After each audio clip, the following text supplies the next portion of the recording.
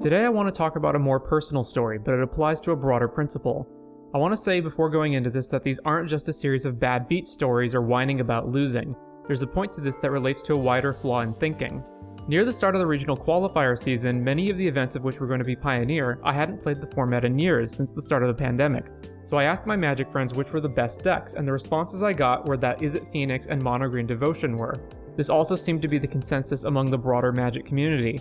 I'm not personally a fan of Izzet Spellslinger decks. I don't dislike them, they're just not my jam. In fact, I own every card in Modern Murktide and I've never played the deck. So going with Mono Green seemed like the more interesting and fun choice. And at first, the deck seemed pretty good and pretty fun. But as the qualifier season continued and went from one Pioneer tournament to the next, I started to notice something. I was losing. A lot. Now cue the throngs of green players saying I just need to get good. These results were atypical because I'm actually a pretty good player. That's not just my personal assessment. At the Modern events, I was routinely making the top 8. So what was going on? How could a deck that was among the best decks in the format, if not the best deck, suddenly be bad? At one point, the deck was considered to be so good that there were rumblings amongst some in the player base that Nykthos should be banned, and remember, this is a format where Treasure Cruise is legal. I figured the deck just needed to be tweaked. There were definitely some cards I wasn't a fan of, things like Nissa, Pelucranos, and Voracious Hydra, which were only good in some circumstances, often when you already had a ton of mono with Nykthos. I started tweaking it. I scoured the entire format for every green and colorless card I could find that could possibly go in the deck. One of the big problems was that the deck didn't run any interaction outside of tutoring for things with Karn, and that took a lot of mana. It was a big issue because you could just lose to Thing in the Ice, Teferi, or just any threat really. I even put Transmogrifying Wand in the sideboard just to deal with Thing in the Ice. Then, someone figured out that because the deck runs Oath of Nissa and Storm the Festival, you could play off-color Planeswalkers that cost 5 or less and put Nicol Bolas Dragon God in the deck. That was exciting, but in practice, Bolas turned out to often be too slow to impact the game, and it was only really good against the decks you were supposedly already good against, like Rakdos midrange. And another problem presented itself. The deck is horrible against aggro. Mono red burn, mono white humans, mono blue spirits, collected company decks, it doesn't matter, it's awful against all of them. Games came down to needing to ramp out Old Growth Troll by turn 2 off a mono dork or lose quickly, and even that often still wasn't enough. I tried switching gears and running a stompier version of the deck with Lovestruck Beast and Steel Leaf Champion as big blockers, but this didn't prove successful. The deck was still really bad against aggro, and changing to a stompy version meant it just worsened the deck's other matchups. Then, once again, someone figured out you could play Vraska Golgari Queen. She was great as a way to both kill threats and draw cards, and being 1 mana cheaper than Bolas made her more reasonable against aggro.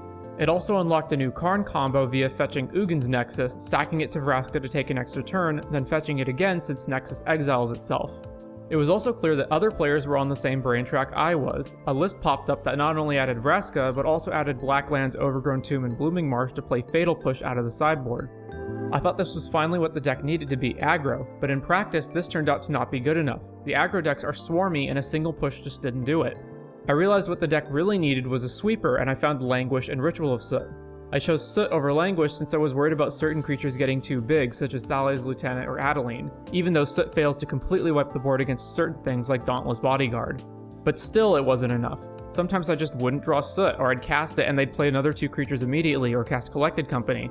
And at this point, the cracks in the foundations of the deck were really starting to show. I thought the deck just had bad matchups against aggro, and going into a tournament was playing matchup roulette. But then I found that even the supposedly good matchups like Rakdos midrange and Rakdos sack weren't all that good. Green is favored, but I don't think it's favored by much, and you can still just lose to disruption via Thoughtseize, removal on your mono dorks, and then getting beaten down by their threats. The deck needs its planeswalkers to win, but it has no removal and blocks so poorly that they often just get attacked to death before you can do anything meaningful with them.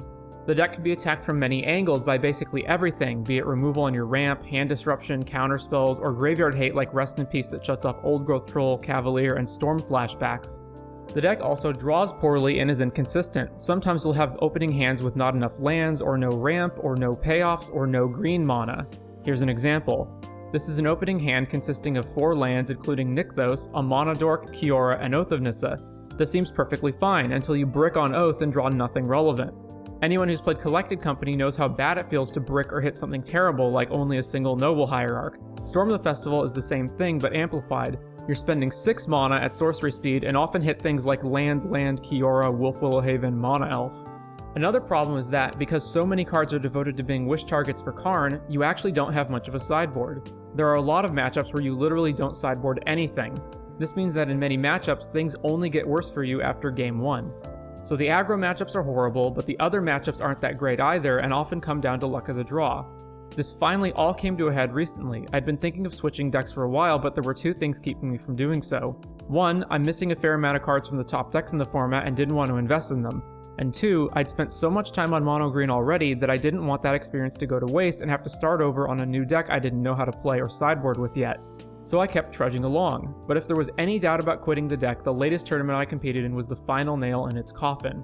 In round 1, I played a mirror match against a player who was so green they didn't understand how the deck worked. They miscounted their mana, sequenced things poorly, didn't understand how their loops worked, and even missed obvious lethal attacks. And I still lost because they just drew better.